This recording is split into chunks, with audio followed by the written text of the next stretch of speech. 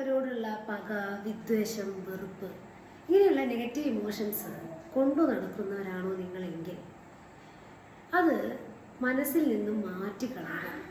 കാരണം ഇതുമൂലം നമുക്ക് നമ്മുടെ ശരീരത്തിന് പോലും അസ്വസ്ഥത ഉണ്ടാക്കുന്നുണ്ട്.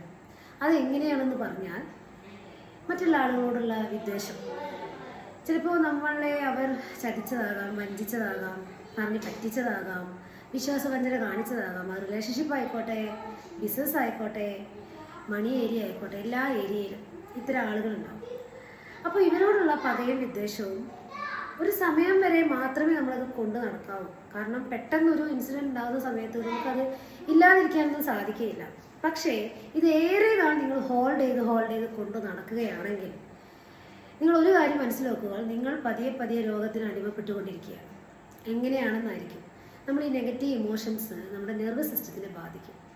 അതുമൂലം നമുക്ക് കഴുത്ത് വേദന, അതേപോലെ നമ്മുടെ മുട്ടുവേദന, അതേപോലെ നമ്മൾക്ക് ബാക്ക് പെയിൻ, ഇത്തരം വേദനകളെല്ലാം ഒരു റീസൺ ഇങ്ങനെയുള്ള നെഗറ്റീവ് ഇമോഷൻസ് ആണ്.